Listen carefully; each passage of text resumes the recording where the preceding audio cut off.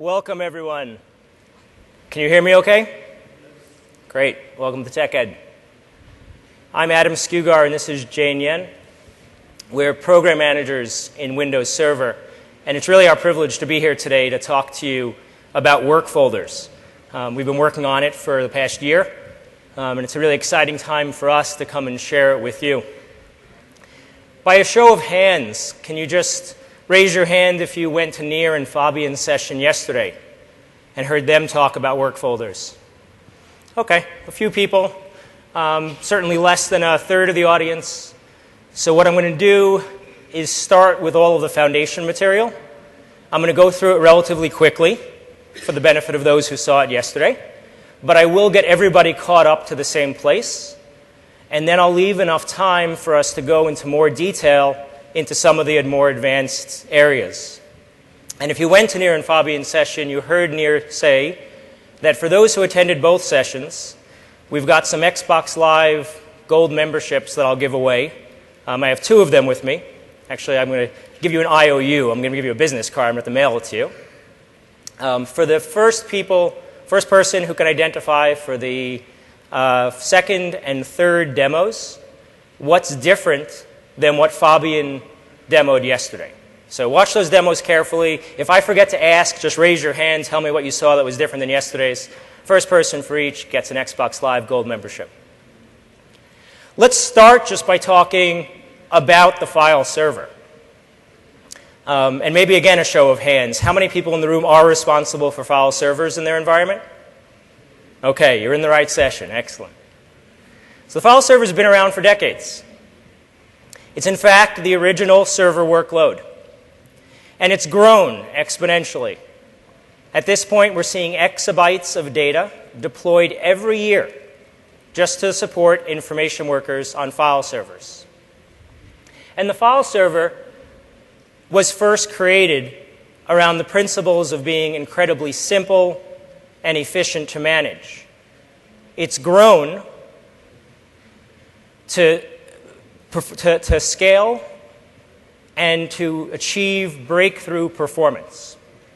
And around the file server, a rich ecosystem of tools and utilities has evolved to help you manage the data that sits on those file servers.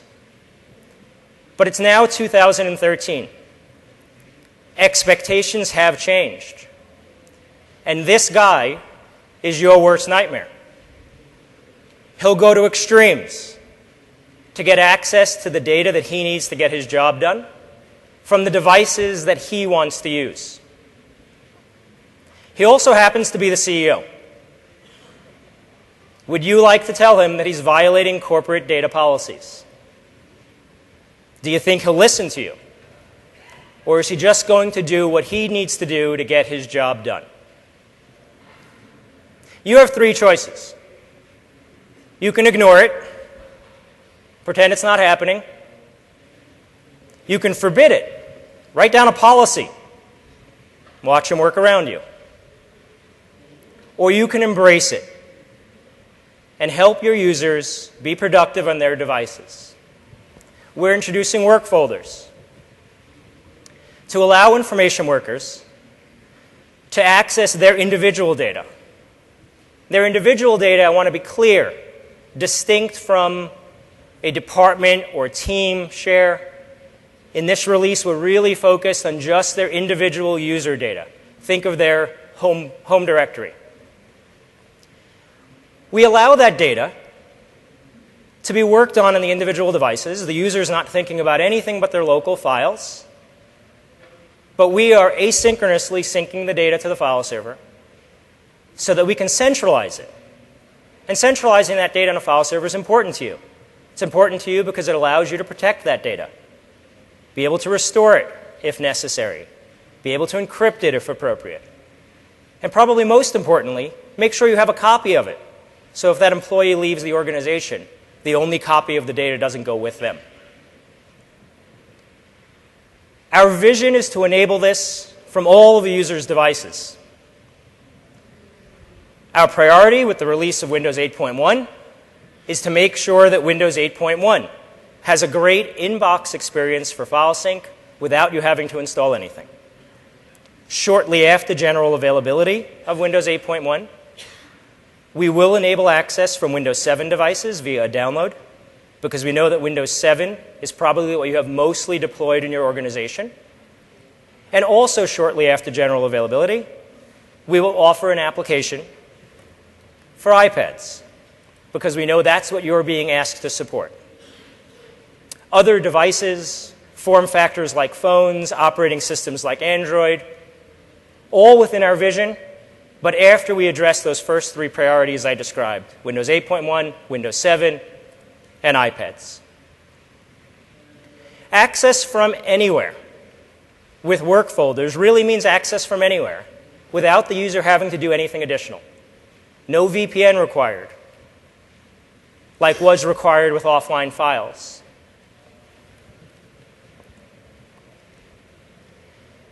What we're doing for you and for the user is making it easy to comply with any data governance policies that you have in your organization while just working with local files on their device. And you might be wondering, doesn't Microsoft have a few file sync solutions? We certainly do. We will continue to offer SkyDrive, very focused on the consumer scenarios and available only via the Microsoft public cloud. We also recently introduced SkyDrive Pro. SkyDrive Pro is specifically designed to work with SharePoint, wherever SharePoint is deployed, including in Office 365. If you're looking to provide rich collaboration in a SharePoint environment, SkyDrive Pro is all you need to know for file sync. But we know that there are many organizations that have made a decision to continue using file servers for information worker file access. For those very reasons that we started file servers: simplicity, cost efficiency, performance, scalability. And for those environments, we want to make sure that you have equivalent functionality to do file sync to devices for that data that you chose to keep on file servers. I want to turn it over to Jane now to show you how a work folders client is deployed.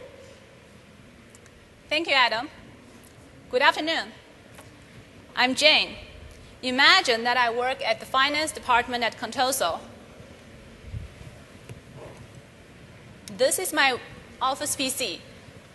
It has work folders deployed through group policy. I've been using it to save all my work-related documents to the work folders. I got an email today from an admin saying that he made work folders available on personal devices. Sweet. Let's take a look at the instructions. And here I brought my Surface device.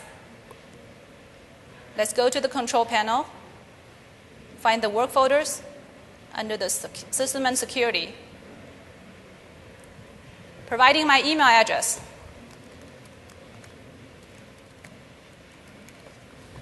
This email will be used to construct a URL, talk to the server, establish a sync partnership. This process is called discovery, which Adam will cover later in detail. I've been prompted for credentials, for my domain credentials, because this is a non-domain joined device.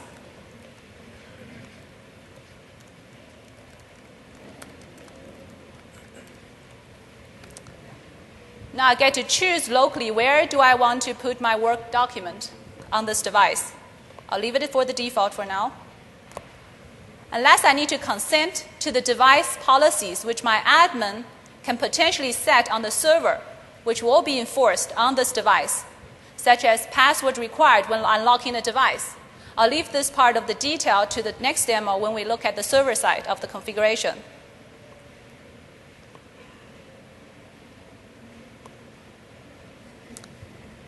That's it. Work folder is set up on this device.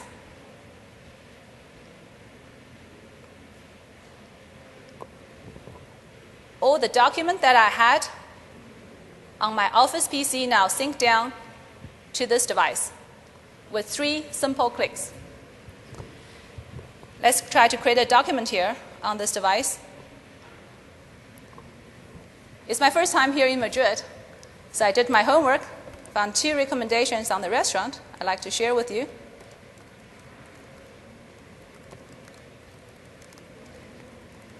Do you have any recommendations that you want to share? How about Burger King? I see them all over Spain. Okay. Very American. And I'll save it to my work documents, the work folders I just set up.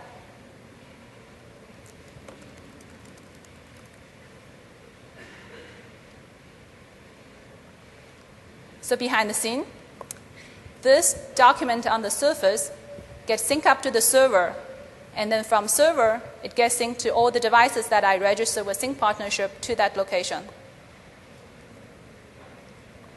Take an example like my office PC. Now you can see this document gets traveled to the work PC. Now I can work from anywhere. That's great, Jane. But what about legacy devices that don't have a work folders client? As an admin, you can enable SMB share to the same location where the sync share has been created. So in other words, the data is stored locally on the file server, and you can enable access through either SMB or sync, and both. So imagine this is my legacy PC. I have created a sync SMB share on the server. Now I can just access the same data through SMB as I've always been able to. Great. Thanks, Jane.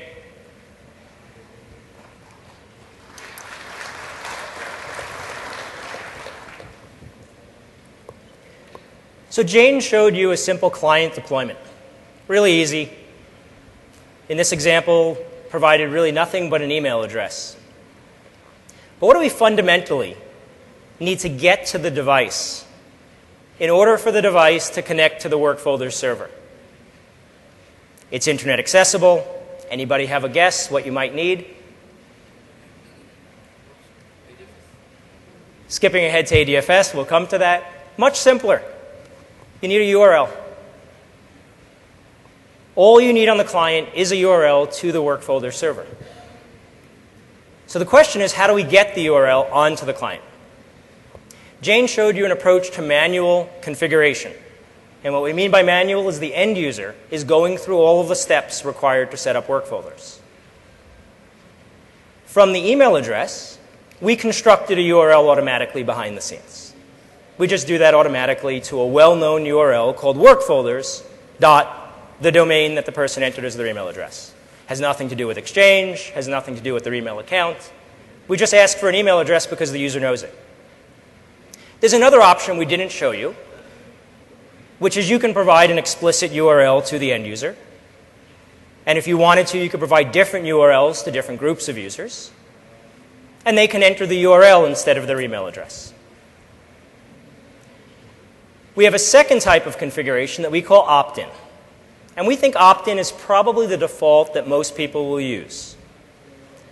If you're familiar with offline files and folder redirection, you know that you go into a lab, you log into a server, or you log into someone else's machine. Folder redirection policies apply to that machine, and you automatically get a cache of your server documents on that device. We got a lot of feedback that people did not like that. So we designed opt-in to let you push all of the configuration settings to the device using a configuration management utility, System Center, Intune, whatever you might be using. And then all the user has to do is say, I want work folders on this device. And all the settings are already there for them. We think that's probably the mode most people want to operate in, and let the user decide which devices have work folders. We also offer a mandatory approach. And through group policy, you can enable this just like you do today with offline folders and folder redirection.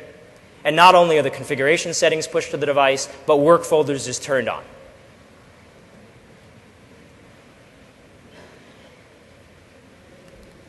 Okay, so we've talked about client so far.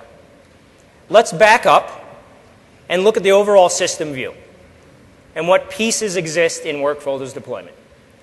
First, we have a file and storage services subrole. So any server SKU that has the file services role has work folders available to be turned on. It's an additional access protocol. Just like we've had SMB and NFS, we've now added a sync protocol. It's just another way for a user to get to their documents on a file server. And when you enable this access protocol by enabling the subrole, Server Manager provides a consolidated view of all of your sync activity. Each work folder server has one or more sync shares. And each sync share maps to a physical location on that file server where work folders will be stored. As Jane pointed out, it can be the same location as an SMB or NFS share points to, or a unique location. You associate users and groups with that sync share to give them permission to come in and sync, just like an SMB share has permissions that people can access. And then NTFS permissions take over to provide more granular control within the share, all very similar to the existing model. What's unique about sync shares is that you're going to set policies for sync on each individual sync share.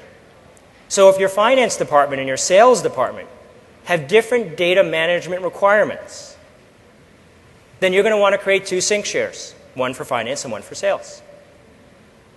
We recommend that you create the minimum number of sync shares on a server that you need to differentiate policy according to your organization's rules. Furthermore, we recommend that you have dedicated groups that you use for nothing but work folders to manage who has access to each share. And as we've talked about this in TechEd North America, and again here, a question we have frequently gotten is what happens if a user is a member of multiple groups that each have permissions to different sync shares? We don't recommend that, but we will handle it if it happens. And the first sync share that we pick for that user is the sync share that user will continue to use across all of their devices to make sure that their files stay in sync until such time as they lose permissions to that particular sync share. And we'll come back to that point a little later when we talk about things like migrations. Finally, all of your devices stay in sync. Changes are detected locally on a client in real time, and those changes sync to the server. From the server, they sync to other devices, always in that hub and spoke architecture, never from device directly to another device. If a change is made on the server, through whatever mechanism, that change will sync down to all of the devices. This is an overview diagram of a typical single server deployment. Work folders is enabled on this file server. The file server can be deployed standalone or as an active passive failover cluster. We do require that the server is domain joined. But on the clients, of course, we don't require domain join, as Jane showed you when creating a sync partnership on her non-domain joined surface. The whole point of this is to help you embrace the consumerization that's happening, where people are bringing their own devices, and of course their personal devices are not going to be domain joined. Once work folders is configured on a client, the client establishes a sync connection over a secure SSL connection. The external clients come through the reverse proxy, or you can even just use firewall rules to achieve this. Internal clients can connect directly to the work folder server, or they can be redirected to the proxy if you choose. We rely on Active Directory for Windows authentication, Kerberos for those internal devices, Digest for devices coming through the proxy. And we can optionally support Active Directory Federation Services, or ADFS, for authentication. And the reasons you would want to support ADFS or enable ADFS authentication is to support multi-forest deployments through a proxy, to enable multi-factor authentication, which ADFS lets you enforce in order to access the work folder server, and optionally to limit sync just to ADFS registered devices, to give you some control over which devices you have some limited management capability over that you want to allow into the sync environment. The other device management policies that we allow you to enforce at the work folder's server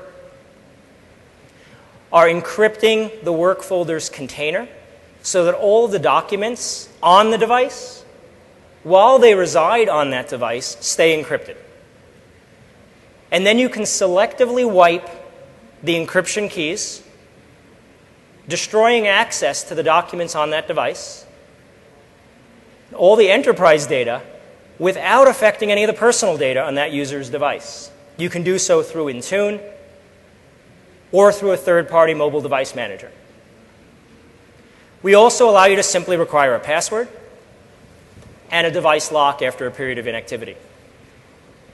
Because this is a file server that we've added work folders to, all of the capabilities that you've come to appreciate in a file server, like restricting to a quota of usage for a user, or screening out certain file types that you don't want syncing to your server, generating advanced reports, and perhaps most interestingly, using our file classification infrastructure that has been in the server for a couple of releases to automatically classify documents based on the sensitivity of the information stored in the document. And that assigns a tag to the document. And then based on that classification tag, you can optionally use the rights management service, whether you have it deployed on-prem or you want to take advantage of the new online RMS, to encrypt highly sensitive documents. And that type of encryption goes with the document, wherever the document goes, to ensure it doesn't fall into the wrong hands. All of these capabilities of the file server simply work with work folders. And now I'm going to have Jane take us through enabling work folders on a server. In the first demo, we look at the client experience. In this one, let's take a look on the server side. This is Server Manager. Work folders is a sub-role of file server, like Adam has mentioned. Let's check it out. Where is that? Start with Add Role Wizard. Come to the server role page.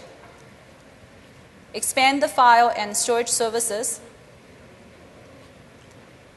You can enable it right here under the file and iSCSI services. As you can see, it's enabled on the server. Once you have that role enabled, the work folder manage page is built in as part of the server manager.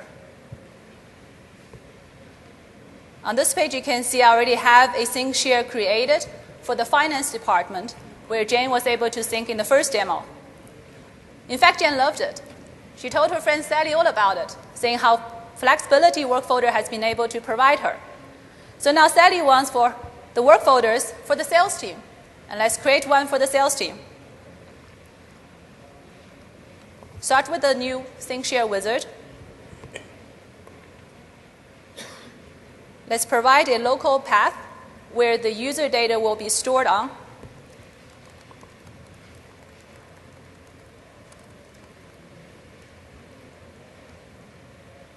Create that folder. This page asks you an option to specify what the user folder format looks like. By default, it uses the user alias. Look like this. Every user comes in, created their own folder with their alias. This is the same as how folder redirection does and how home folder does. So if you want to integrate with those technologies, you would want to use the user alias only. Another option here, you can also include the domain information in that user folder. It looks like this. So if you have multiple domains and want to have users across multiple domains sync to the same share, you would want to include the domain information. The checkbox here asks you whether you want to sync a subfolder within that user folder. Because by default, all the folders under the sync user folder will be synced to all the devices. So for example, I have this user by default had document, pictures, videos, and music.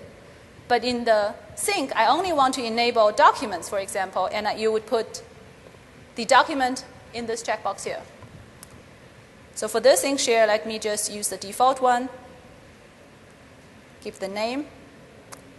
Who do we want to give access to? Since we're creating this sync share for the sales team, I already created a security group where all the members, part of the sales team, are in that security group.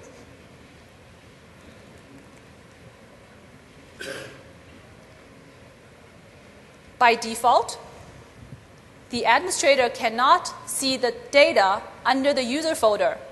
And that's what the checkbox is for. If you want the otherwise, you can uncheck this, and admin will be able to access all the user data.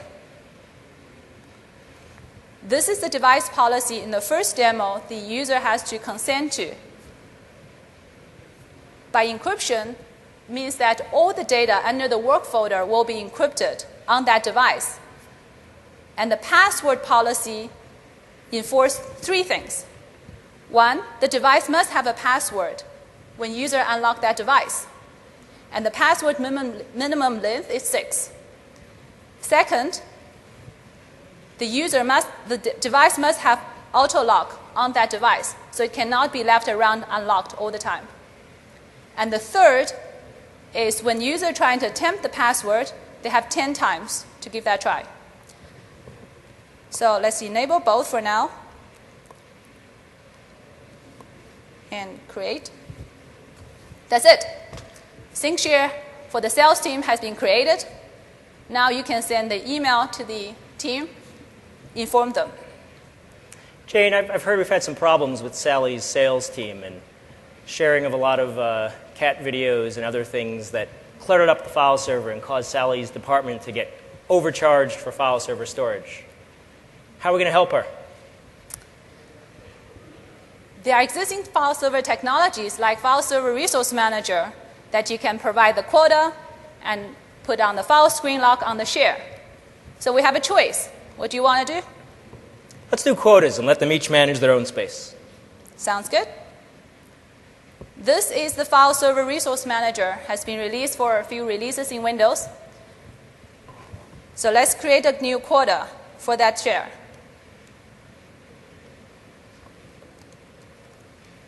This is the path that we just created for the sales team.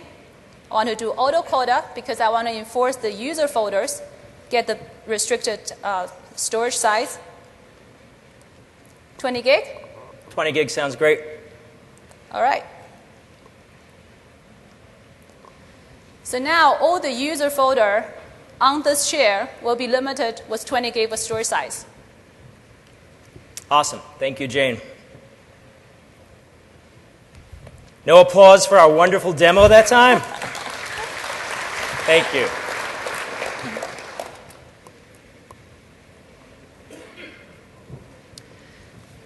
Let's take a little look behind the scenes at how a file actually stays in sync.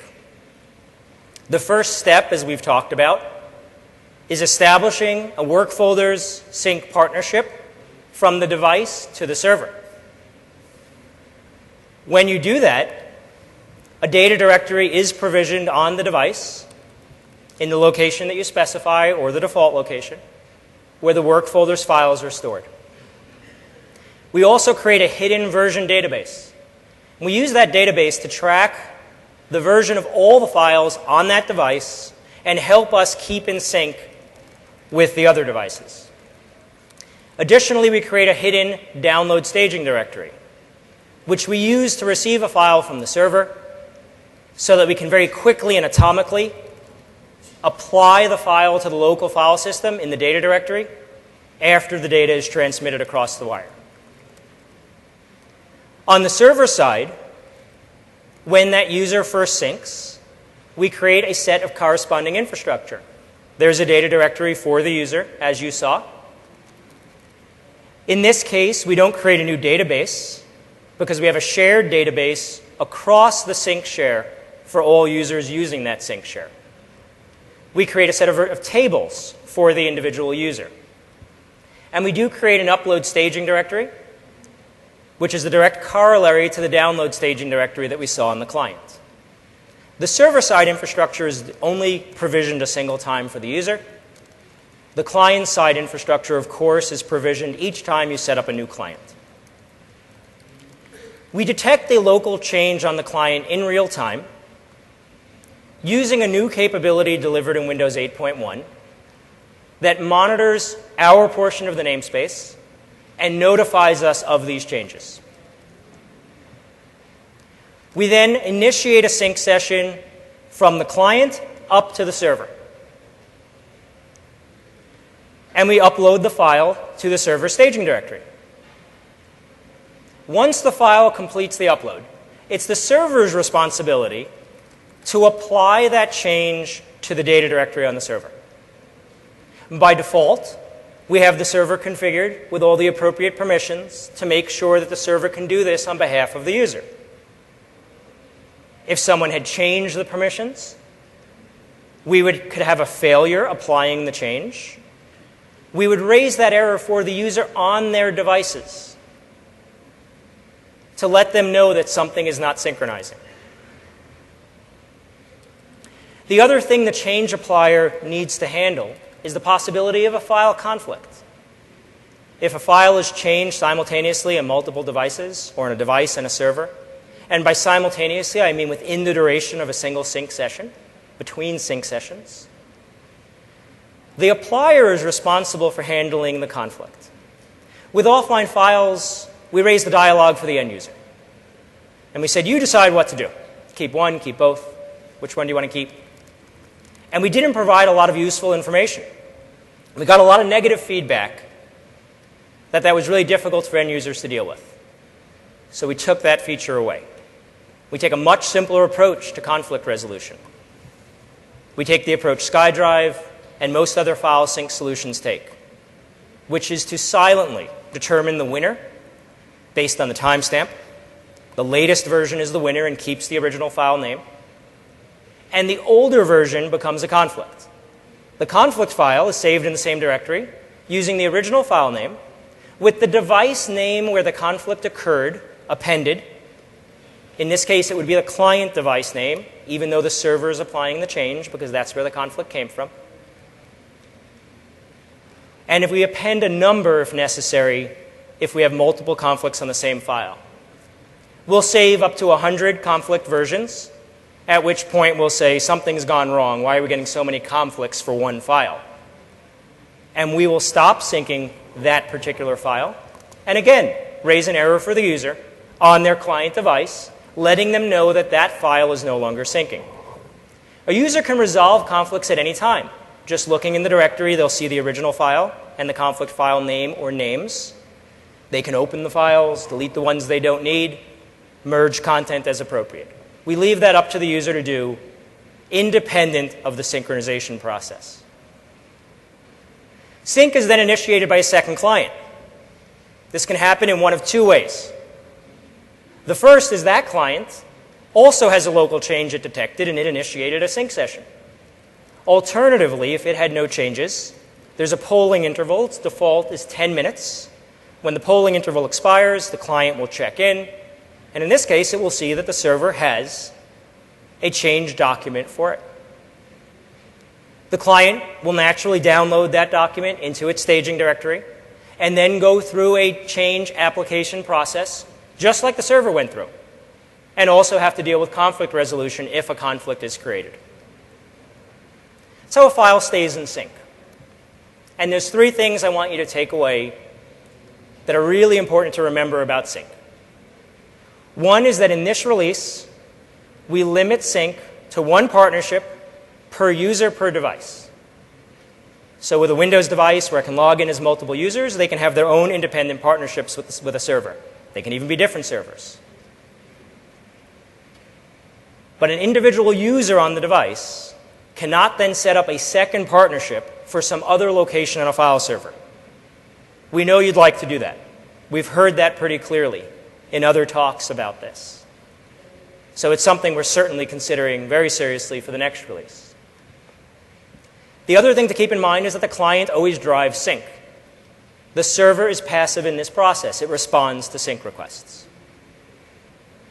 And the third thing to keep in mind is that the change applier is responsible for conflict resolution and handles it in that silent process that I described, where it just creates the conflict file in the same directory. You might be thinking that this sync protocol we keep referring to that we enable with work folders is nothing but SMB encapsulated in HTTP. That would be a wrong assumption. We designed a brand new sync protocol to be incredibly efficient at sync, to allow us to do the things we want to do today and in the future for file server synchronization, and critically, to be efficient over a variety of network performance characteristics. This new protocol will connect only over port 443 by default. It will insist on seeing a signed SSL certificate on the server. We do this to ensure that the user is connecting to a trusted server, not a server impersonating them that would like a copy of their documents. And we also, of course, use that SSL cert for encrypting the transport. If you'd like, you can terminate SSL at the edge. We talked earlier about your external clients coming through a proxy, and you can optionally have DNS also direct internal clients to your proxy. And you could choose to terminate SSL for all clients there if you want to do deep packet inspection. This does require the signed cert to be imported to the proxy server as well. You can use self-signed certs, and you might want to do that in your evaluation of work folders. But it's then your responsibility to make sure that self-signed cert is on all of the devices that you want to test. And there is one final trick. In your testing, if you want to allow HTTP connections, just to simplify the evaluation, there's a registry change you can make as an admin to enable HTTP. But please don't leave it set that way when you're putting sensitive data in work folders. It's not just about not having an encrypted connection. It's about the possibility of somebody impersonating your work folder server. So I've talked about the fact that there's a data set, the files that the user is syncing, as well as a database where we track the versions. And if you're familiar with Active Directory or Exchange or really anything else that has a database dependency, you know that there's a little bit of a challenge when it comes to backup and restore. It's actually two challenges. First is making sure that your data set and database are consistent with each other. And the second, and the more difficult one, is making sure a database never goes back in time. We have sync problems if a database goes back in time, so we need to avoid that. So let me show you how. The simplest kind of backup and restore is a selective file restore. You can do this on a client or on a server. You pick an individual file, just like you back up today, just like you restore just the file or files you want. Work folders will see those incoming files, whether on the client or the server, as the latest version. We don't care what the timestamp is. We see the write. We see the change. We know you want that older file back. And we simply sync that file to all the other devices. Nothing complicated about that. Gets a little trickier with client recovery. If you do full system client recovery in your environment, we've done the things we need to do to exclude our database from backups on the client, and a well-behaved backup application should obey that. It's the do not backup reg key. But I advise you to test if you do full client recovery. And we'll provide documentation on how to test and make sure that on restore, the database is not coming back. We're also doing some additional work to see if we can have a method of making sure that we would determine if that did happen, and we could delete the database. What the client then does in these cases is what we call database reconstitution. It uses the files that were restored. I did a full system recovery to, let's say, a week ago. Whatever files were there are there. I have no database. The work folders client on first sync will use the server's database and the local data set, reconcile them, not creating conflicts if the files are actually identical, and recreate the local database. And then sync will continue normally. On the server side, we don't want you to have to do database reconstitution. It would be an expensive process. And we need to give you a way for disaster recovery purposes to bring a whole server back to a previous point in time. So we have a VSS writer on the server, and our VSS writer is responsible for quiescing the database, making sure we have a consistent state between the work folder's data and the database. It then allows everything to be backed up.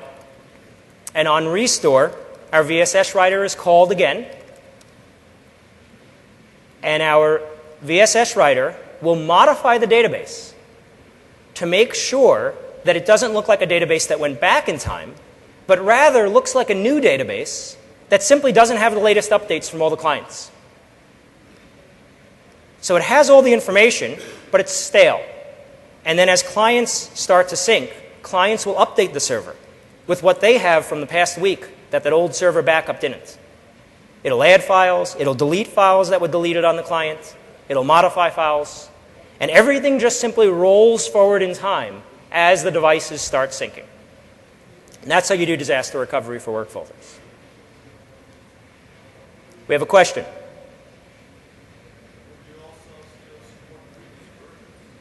Would we also still support previous versions?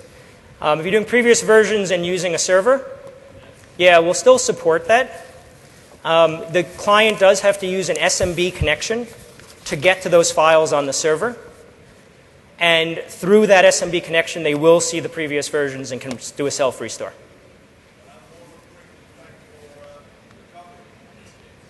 Yeah, so you're asking for recovery, can you use previous versions? I'm not 100% sure. You're saying previous versions for the entire server? Yeah, I'm not sure if the VSS writer gets invoked in those cases. If the answer is no, and the database still exists, we're going to see each of those previous versions coming in as the latest change to the file. And that's okay. But what we don't want to see is files come back and an old database come back without our VSS writer being in the equation. And we've got some more people in the room from the file server group. So if you want more clarification on that, just hang around at the end of the session. I see a bunch of my colleagues in the room, and we'll make sure to give you a perfect answer to that. Any other questions? Go ahead.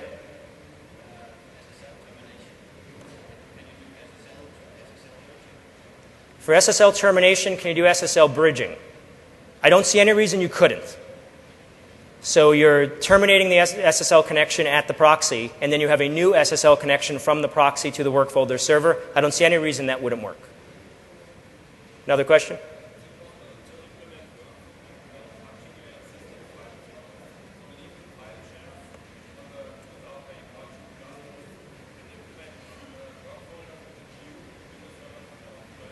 Yeah.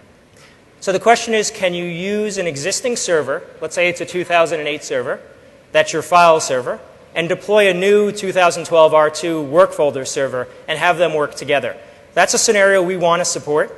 We don't in this release, where the storage for the work folder server is a remote file share.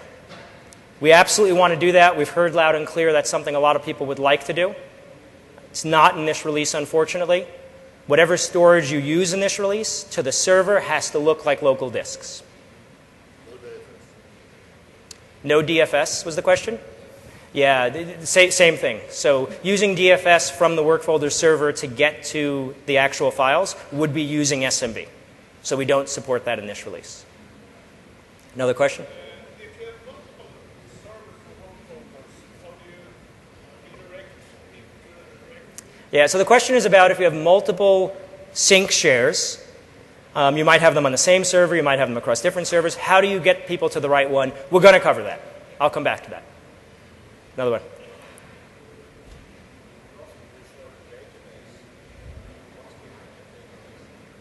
So the question is, what's behind the database? It's a standard JET database on Windows Server and Windows Client. So nothing you need to do, nothing you need to manage. Okay, I'll take these two, and then we'll carry on, and again, we'll have room for questions at the end. On the roadmap, will we support Windows file servers? Other file servers.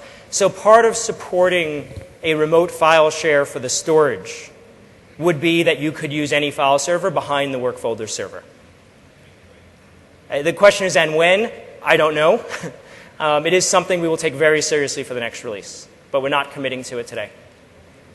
I'll take one more and then we'll continue.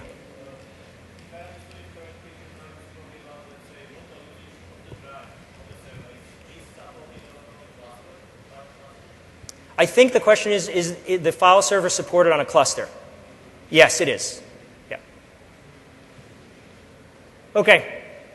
We've talked about security quite a bit. Jane and I have each mentioned it in various places. I want to bring it all together in one place so that you can see the focus we placed on making sure that as you enable personal devices in the enterprise, you really have a way to secure data from an end-to-end perspective. The first place is just the permission to sync to that share with the appropriate policies defined on that share. The second is NTFS permissions as they always function. We encrypt all of the communications using SSL. And as we talked about, you can optionally encrypt the work folders container so that the data that's on the device remains encrypted. And then you can selectively wipe just the enterprise data and not the personal data from that device. You can enforce simple policies like password protection and device lock.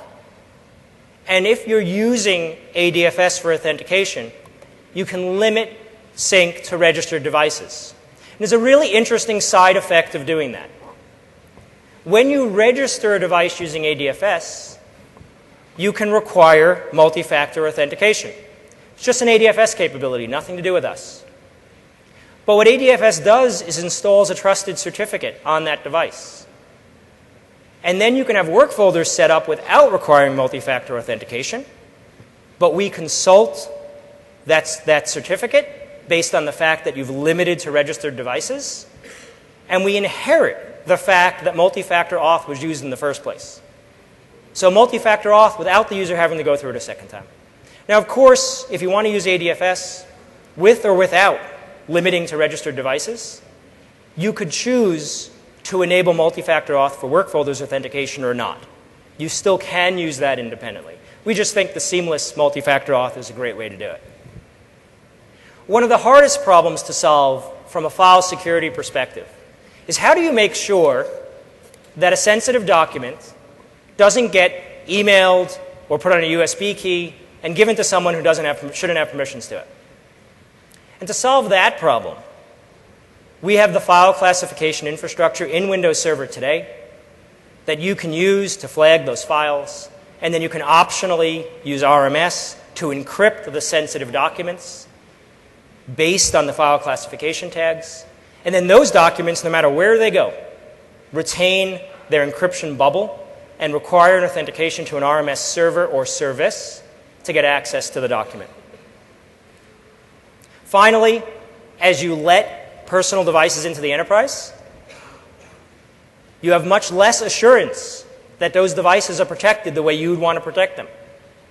So we use the server as an anti-malware gateway with whatever systems you're using for anti-malware to prevent infected files from getting from personal devices to any other device, or the server for that matter. I'm going to turn it back to Jane to show you some of the ways that we leverage the file server functionality to protect data. And since I forgot to check who noticed the difference in the previous demo, try to remember to do it this time so I can give away one of those Xbox Live memberships. And I'll also give away one for another good question that we pick. And is a question before the demo? About the difference in the last one? Go for it. Quotas. Quotas was the difference. Come see me after the session, and I owe you an Xbox Live Gold membership. Thank you. Jane? All right. So back at Contoso, now your CIO coach you. He likes the work folders, providing the flexibility to the workplace. He's also concerned, like as Adam has mentioned, work folders enable personal device storing corporate data. So he's asking, what's your strategy to protecting those sensitive data? And I'd like to show you how it goes with the server classification and RMS.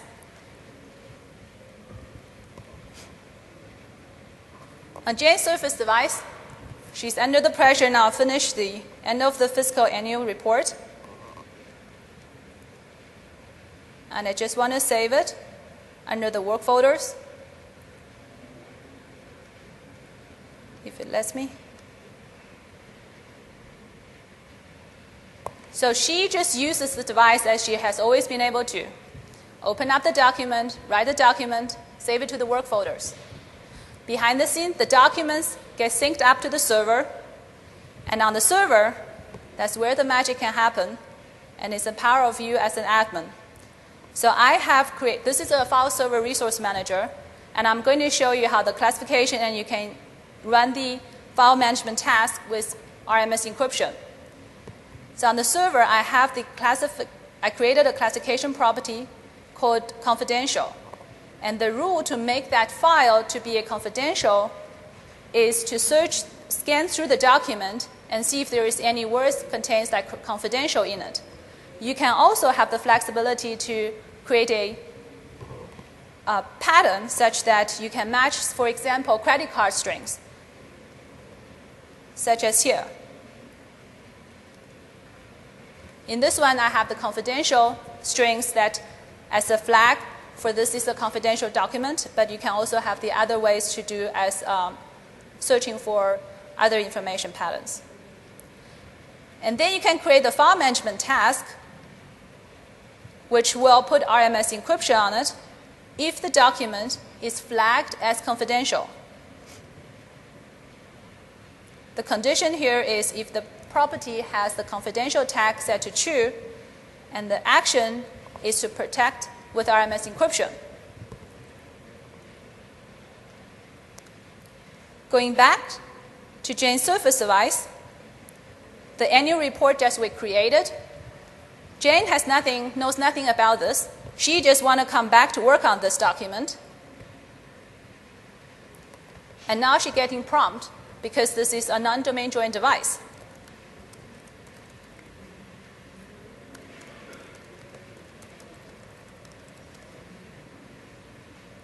And as you can see, this document now protected with RMS.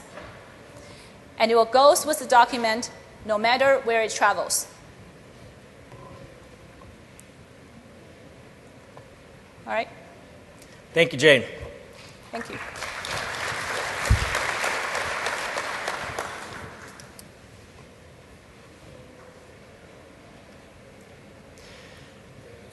You have a question? Yes.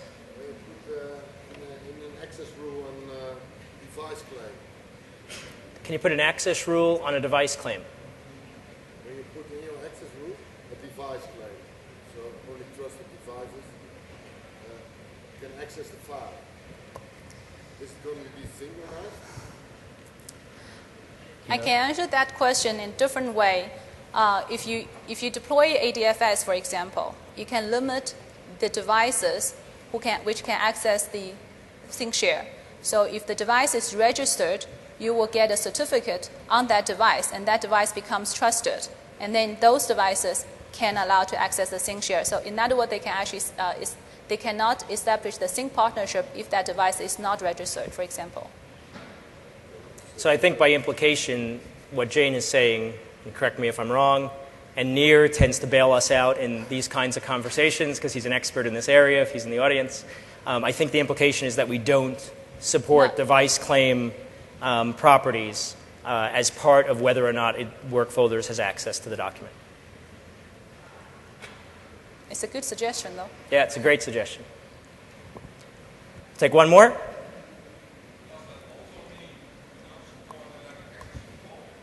Does it mean we don't support dynamic access control?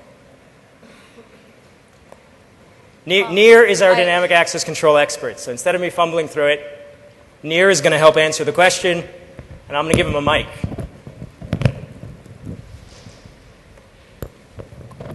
We fully support dynamic access control on the NTFS permissions. The thing is that with work folders, since it's your own data, usually the permissions would be that you have access to it. So you would get access by that intent. But if, for example, you have a central access policy that's applied that says, no one should get access to the file, you're not going to be able to sync it once it's up on the server. So it will, deny the devices from getting that file. So, for example, you uploaded something very sensitive and immediately lost access, you would not get it in all other devices.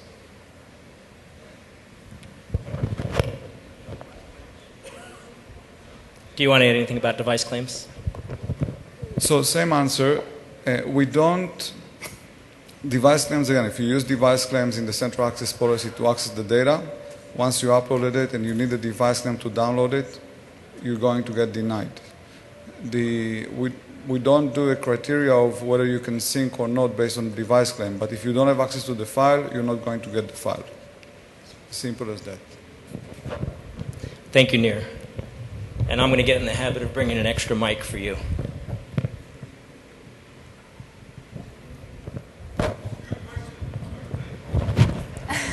I think they're great questions. Any questions that I have to call on my boss to answer is a good question. It was, but I think we still have the opportunity for someone to tell us what was different in the demo. So we'll go to that first. Did we do that? Did we do the additional demo? No, we didn't. Okay, so we still have to get to it. I just forgot where I was. So we'll start with that, and if someone does know the difference in the next demo, we'll start there for the Xbox Live Gold. But good try. Valiant effort. So far we've talked just about single server deployments. And there was actually a question up here earlier about what do we do when there are multiple sync shares, and how do we get people to the right sync share on a server or even to different servers. So there's many reasons you might have multiple servers in your environment. The first is simply to scale out for capacity. Is the volume still okay? It sounds a little off to me. Not great? I got some definites from the front. Go ahead. I'm not going to hear you from back there. You're going to have to come closer.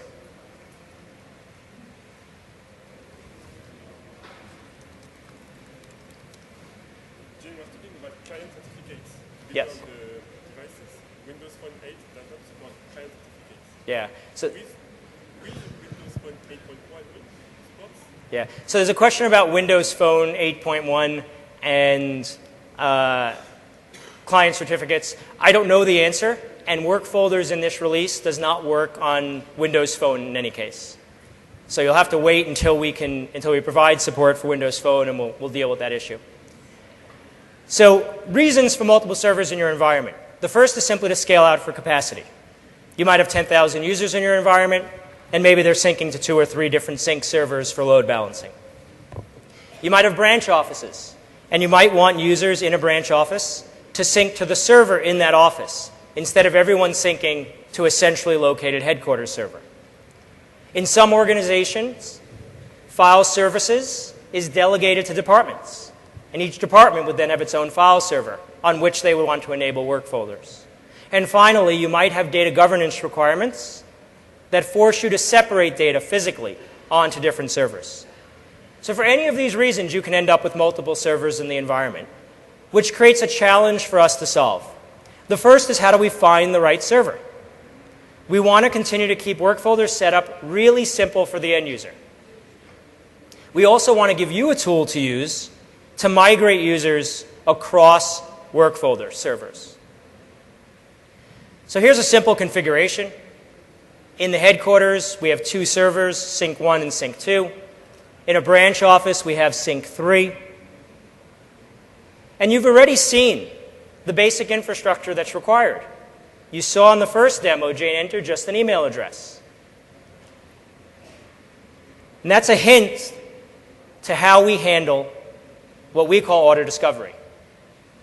The client resolves the standard URL that we construct off of the email address.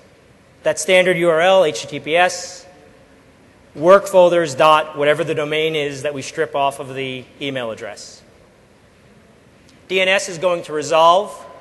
In this case, I'm using round-robin DNS, and I decided to only include Sync 1 and Sync 2. as initial servers for discovery. You can choose any or all of your work folder servers to handle discovery. It's not a separate role, it's just something the work folder server does. The client gets sync 1 from DNS, and it tries to connect to sync 1. If sync 1 is actually the server that the user should connect to, that server will know it, and it will know which of its sync shares the user has permissions to, and will have them connect to the appropriate sync share. If not, the server is going to retrieve a user property that has their sync URL. This user property in Active Directory is our only schema extension. And it's not a required schema extension for work folders. It's only required if you want to use auto-discovery. The alternative to auto-discovery in a multi-server environment is to hand out unique URLs to different groups of users for different servers. We do not require you to upgrade Active Directory to apply this schema extension. So it's as lightweight of a schema extension as you could hope for. And hopefully you'll be able to take advantage of it so you can use auto-discovery in your environments. Sync 1 knew that Joe wasn't supposed to sync to that server.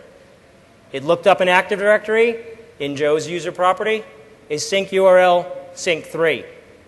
Returns sync 3's URL to the client, and Joe's client device is then going to sync with sync 3 in his branch office for as long as he has permissions to that sync share. If we ever change the permissions, we took Joe out of the branch of the sync 3 sync group, auto-discovery would simply reinitiate. And on that next sync session, transparently and very quickly, Joe's device will simply start to sync with whatever device he needs to. So let's talk about migrations. Let's start from where you are today, probably with a home folders or folder redirection deployment. Our priority for these scenarios was to make sure that we had server-side interoperability for legacy devices. As Jane showed earlier, you can use an SMB share or even an NFS share to connect from a legacy device that doesn't have a work folders client to the same location that a work folder sync share points to. While this does work on a single device, we don't recommend deploying them at the same time on the same device. And the reason is it can generate a lot of user confusion. The user might see in a folder redirection environment, their My Documents folder has all of their data. And they also see a separate work folders directory that has all of their data.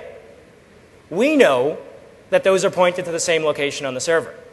But the user might think that one is a redundant copy. If one's redundant, they might delete it to free up space. The deletion syncs to the server, and it'll delete it from the other location on the client. It's a really hard user education problem to overcome, so we don't recommend deploying them simultaneously on the same device. What we did this for is to ensure that your legacy devices, or your devices you haven't migrated yet, can continue to access the same data set without work folders. There was a subtle point in one of Jane's earlier demos about mapping the user directory structure. If you have a folder redirection deployment where it's using just the user alias, make sure to choose that same user alias.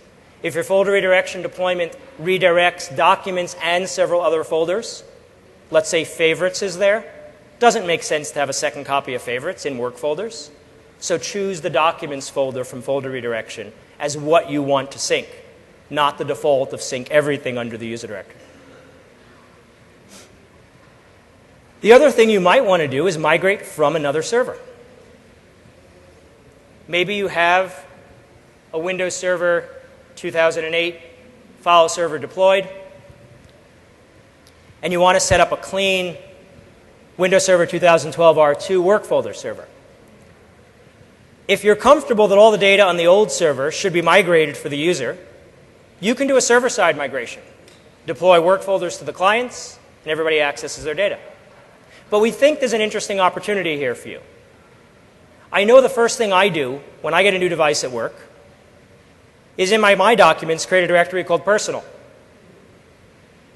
So you often end up with commingled personal and work data. So if you're going to a new server, what you may want to do is temporarily leave both configured with an empty work folders directory on the server and tell the users to manually migrate, just move the files locally on their device that are work files from My Documents to work folders. And then you can remove group policy for folder redirection. And what the user's left with is a local My Documents with their personal data and a work folders directory that syncs to your server with their work data. So one of the things we wanted to do with work folders is make it really easy for the user to know, I put it in My Documents, it's personal. I put it in my work folders, it's my work content that syncs across my devices. The final type of migration we alluded to in the previous discussion of migrations, of auto discovery, is moving from one work folder server to another. We made it really simple. All you do is update the AD user property with the new sync server URL. Nothing changes at that point. You're just preparing Active Directory for the change. You then, when you want to effect the migration, change which sync group the user is in. The user tries to sync to their old server because they saved that URL. And automatically, Auto Discovery will click in, consult Active Directory, they'll get the new sync server URL, sync continues, the user doesn't know anything changed.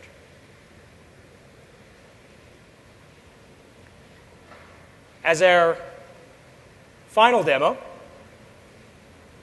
Jane's going to show us how you use the monitoring and reporting capabilities in the file server to help secure data in work folders.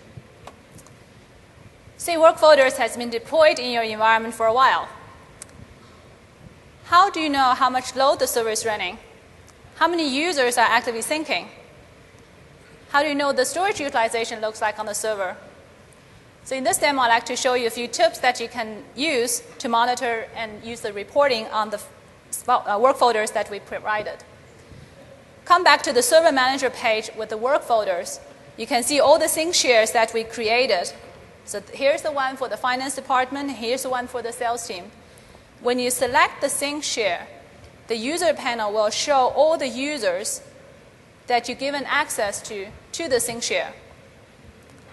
In this one, here's Jane, was able to sync to this share.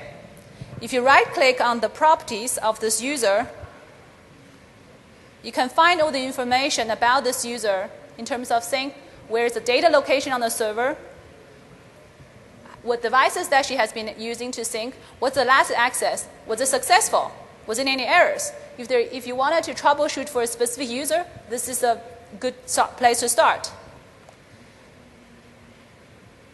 If you really like PowerShell, here's some good news. We have provided all the PowerShell that you need to configure, manage, sync servers in this release.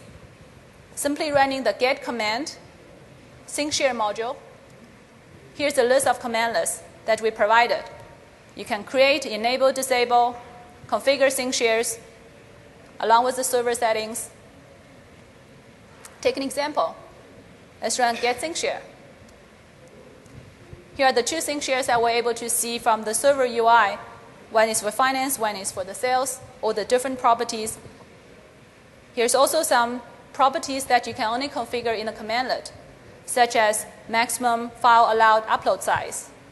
We provide by 10 gig by default. Remember the UI we showed the user property? You can also get that same information here through the commandlet. So in early deployment, we actually had feedback from our MSIT. He's asking, how do I know a user hasn't been syncing to the share for a long time, say 30 days, and maybe he can archive his data? And here we can see that in the commandlet, you can first get the user status of that specific user. In this case, John had a laptop synced in the past. And then you can pipe into finding the last successful or attempt to sync access was, say, 30 days old. I had 10 hours because I just prepared it yesterday. And then you can compare the devices that are synced and hasn't been syncing for the last 30 days, for example. And now you can decide maybe it's time to archive his data. Also on the sync server, we log every single successful event to the reporting channel on the server so that you can get a nice report. If you had system standard reporting services, you can use this to generate a report about all different type of data. I don't have system standard reporting services here installed on the server, so I'm going to use commandlet to export those events to a spreadsheet. Simply running get when events and the channel of where we log into the event reportings, and then pipe that, convert it into a spreadsheet, and pipe that to a file.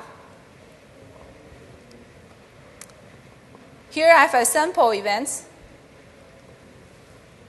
I'd like to show you to see what's the type of information we log in the report. So in this one, you can see the user has been syncing to the share, the timestamp where it's been the sync happened, whether it's upload, download, the total number of files, and the size of the files. This is a rich set of data. You can generate different type of report. I'll show you a couple of examples. I plotted the type of files that get access to different servers. In this case, I can see file server 1 is much heavier loaded than the other ones. Maybe I'll consider move a few users to the other servers. Another example here I have showing the files has been syncing to the server over time. And here you can see the storage utilization of the file is on the server as well, planning for your next storage acquisition, hardware planning. Adam. Thanks, Jane. Thank you.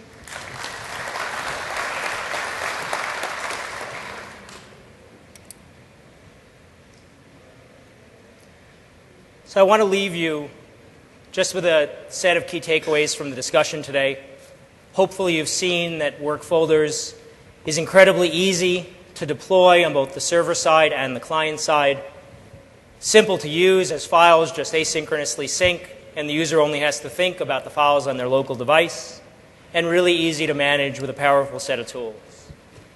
It fully leverages your existing file server investment so that everything that you use to manage file servers today will continue to work. And you get to empower employees to work the way they want in accessing their individual work data while maintaining control of your organization's data.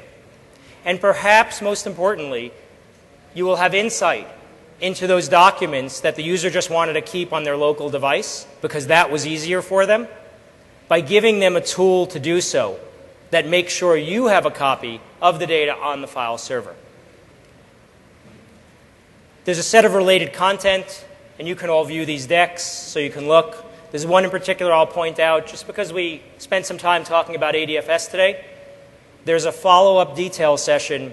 Sam, one of the great program managers in Windows in Active Directory, and I will do a co-session Friday morning at 8:30.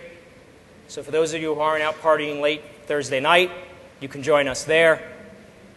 There's also a couple of hands-on labs that I would encourage you to take a look at to get a little exposure to work folders while you're here. And of course, come see us in the booth. And the only other thing I wanted to hit is just make sure to fill out your surveys, if you will. We love the feedback. I haven't given away the second Xbox Live Gold card. So we'll say some questions, and I'll give one away for a really good question. What is Android and iOS? Yep. So the question is, when are the Android and iOS apps going to be available?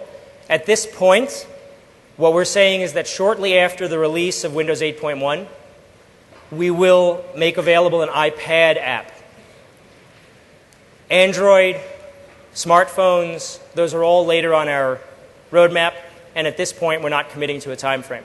But we recognize that you need those to embrace devices in your enterprise. Windows RT? Question is about Windows RT. Absolutely, at release. At release, we'll support Windows RT.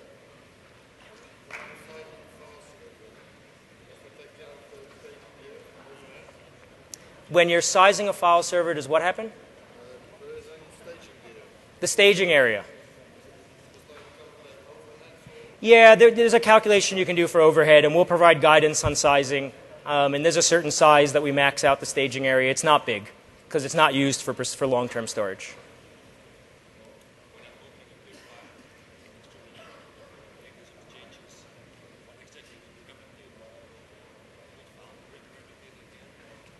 Yeah. Yeah, so the question is, if I change an existing file, what do we synchronize across the wire? Unfortunately, in this release, we're going to synchronize the entire file again. But we know that's something we need to work on. Great question. You get an Xbox Live Gold. I'm sorry, I didn't hear. Resilient file system. Not supported in this release. In this release, we took a dependency on a new capability that relies on NTFS to make sure we have really efficient change detection. So unfortunately, that meant in this release, resilient file system is not supported. Am I able to prevent a bigger file from being downloaded? Yeah, can you prevent a larger file from being downloaded? There's a max file size. I think we default it to 10 gig. Is that right? Yes, 10 gig. But you can change it. Encryption on the device, is it EFS? Great question. It is EFS, but it's a new implementation that's specifically designed for securing data associated with a particular enterprise. And these keys get automatically generated, automatic encryption happens, and you have a single enterprise ID that governs any of the data that attaches to it on that device. So it could be the user's email, it could be work folders, and wiping that enterprise ID will wipe all of that data from the device.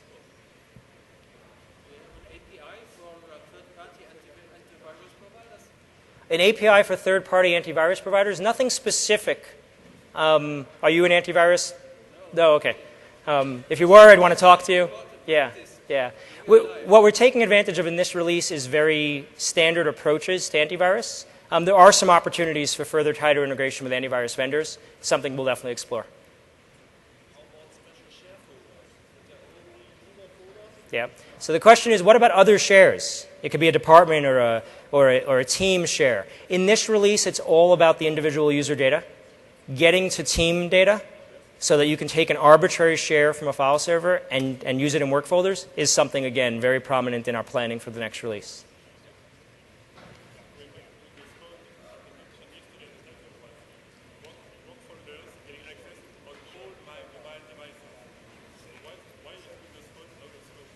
Yeah, so the question is, why is Windows Phone out of scope? We're not, in the initial release, we're just not doing any phone form factors.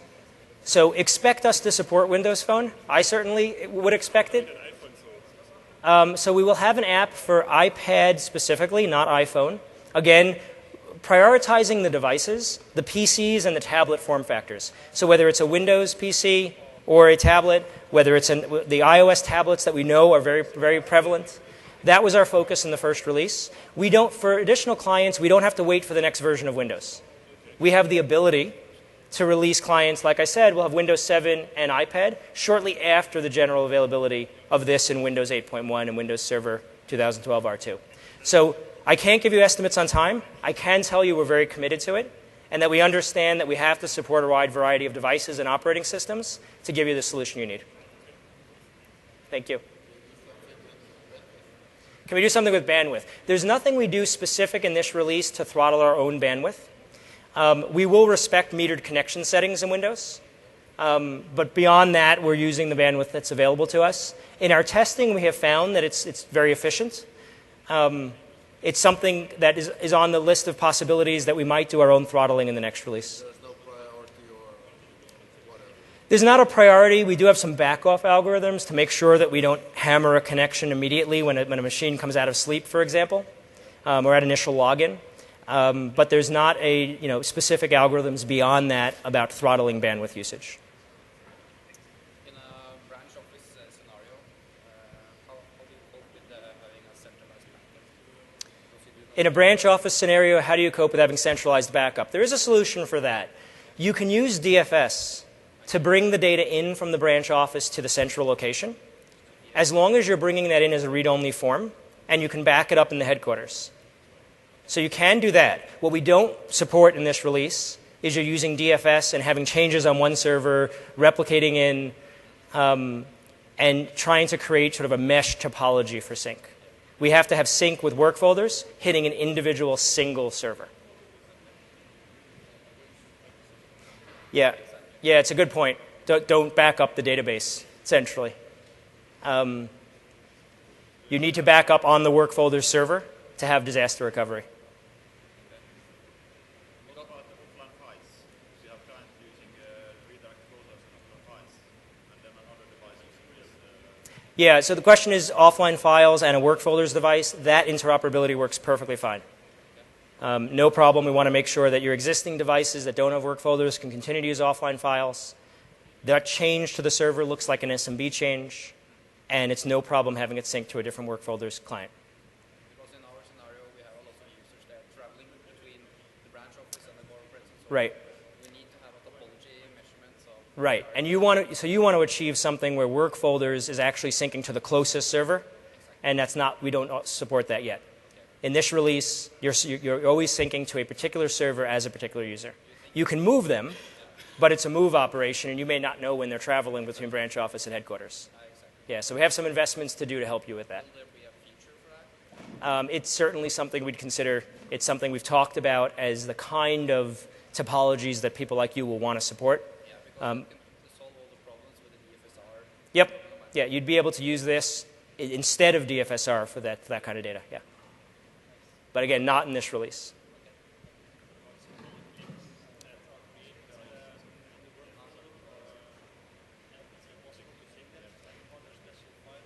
Yeah, it's a really great question. I wish I had another Xbox Live left. Sorry. The question is symbolic links and other special file types, and the answer for this release is we don't sync them. There's some risks in syncing those files and then having those files. We could end up in a situation where we actually lose data, and we wanted to make sure we never got into that situation. So we just stop sync when we see those. And we'll raise that error, and you have to remove the symbolic link. Shortcuts are fine. Link files, yeah, those just sync as normal files. There's no guarantee they work on the other device if they don't point to a local, to a shared resource, if they're pointing to a local resource on the first device. But we'll sync a link file. Yeah.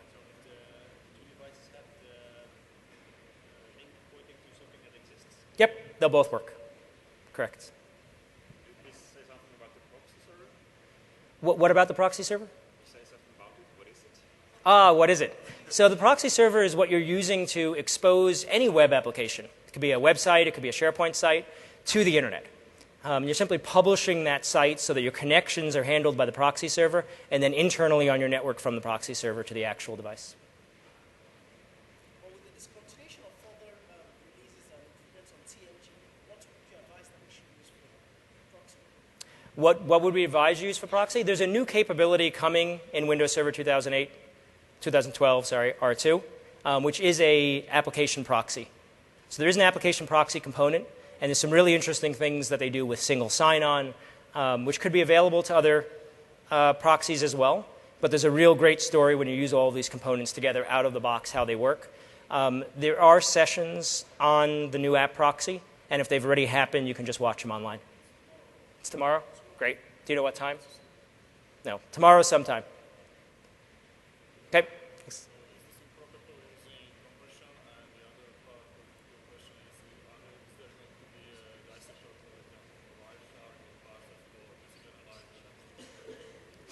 So the first part of the question, I think, was do we do compression on the communications? I don't remember. Near, are we doing compression on the network communication? Not in this release. A lot of things for us to do for a future release. Keeps us busy. And the second part of your question I didn't get.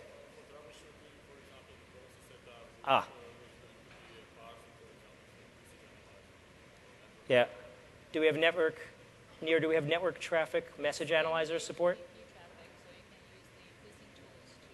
Nothing special. Yeah. Nothing special for work folders. Same for load balancing in what sense?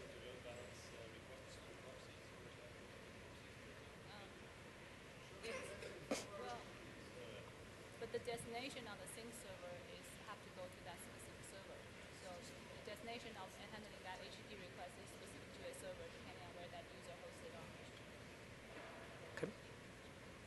Good. So what happens to security if I open an encrypted file and save it to a local folder which isn't watched? Yeah, so the question is what happens to the encryption when you save it somewhere else? Is it safe so I can...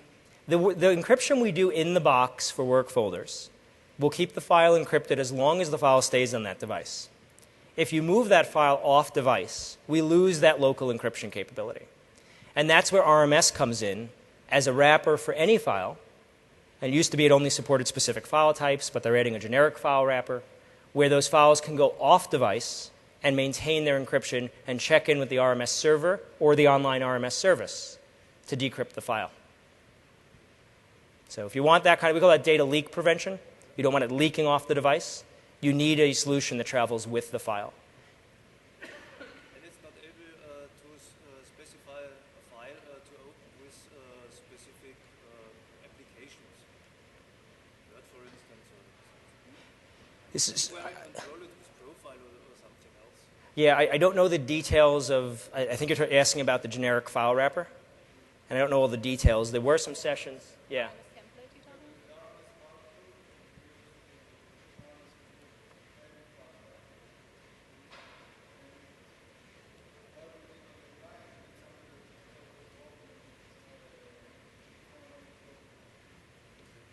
Right, so you need an RMS-aware app that can make the appropriate call. And there is a very big push to expand that ecosystem for RMS. And there were some sessions here on RMS, and some of these new capabilities were discussed there. Again, I don't know if that session happened yet or you can view it online. It was before. Okay, so Dan Plastina, Plastina. Okay. Another one? So the work folder is actually encrypted, but if my user moves the file just into their desktop, is that still linked and encrypted? Yeah, moving the file on the same device will keep the encryption. There's a little catch, which is the user can decrypt the file. And in work folders, we will have a background task that would re-encrypt it. Once they move it out of work folders, then we're not going to re-encrypt it. And if I did a selective wipe of that device, Yep. would that... If you did the selective wipe after the file was moved and the user decrypted it, the user would have access to it. If the user moved it but didn't decrypt it, they would lose access to it. Unrelated, is there any ability for a user to share a file with another user? Yeah. Yeah, anything with sharing. Sharing is something we didn't tackle in this release at all. And again, we look to the SharePoint team as really the masters of collaboration. So if that kind of scenario is important with end-user file sync, I'd encourage you to look at SkyDrive Pro and either SharePoint or Office 365. I mean, it's quite often we get in an occasion where we don't want a collaborative area, but our CEO wants to share with their PA a file. Yep. Yeah, at present with our solution, then they're on the road and they want to share a file, they have it on their local device and they can email it to each other. That other person can then put it in their work folders, but they're not working on a synchronized copy. Office 365 will help you there.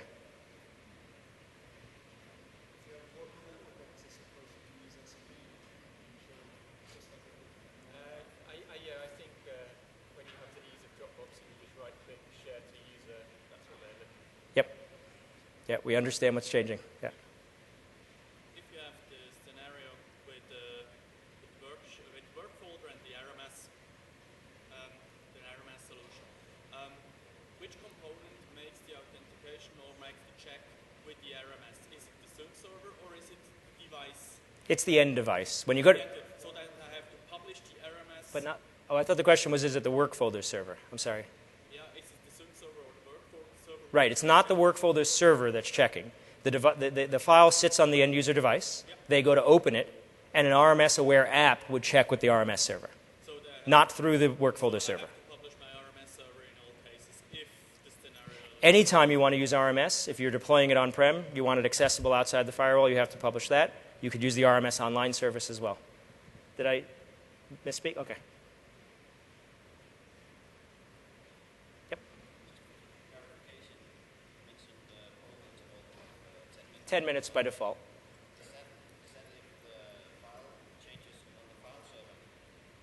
The poll, Correct, correct. So if the file is changed directly on the server never initiates sync. It's going to wait for the client to check in. So other clients will check in 10 minutes, within 10 minutes, to see if the server has any changes for it. They'll check in sooner if they have a local change to push up to the server, and you can tweak the polling interval. It's obviously a balance of performance and load on the server and freshness of the files on the devices. No push from the server. Question, did I miss something? This is file-based, not block level. It is file-based, not block level. That's correct. Plans to make that block level. Definitely something that's important for us to try to get into a future release. Because the problem there is you've got the PA that saves the large presentation. Yes. Change one title on a slide and one presentation. Sorry?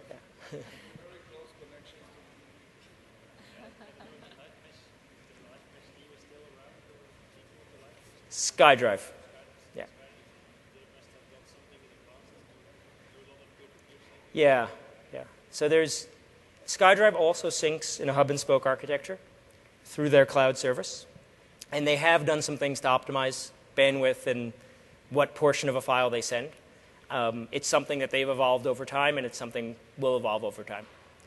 There's a lot that's really common in what we need to accomplish from a high-level perspective, and then there's a lot of really different details as we get down to a lower level in terms of what they're trying to achieve for a consumer scenario and what we're trying to achieve long-term for file service. Okay. Thank you all for your time. Great questions. I owe 2 gold memberships. I wish I had a third. I loved the symbolic link question. A lot of questions.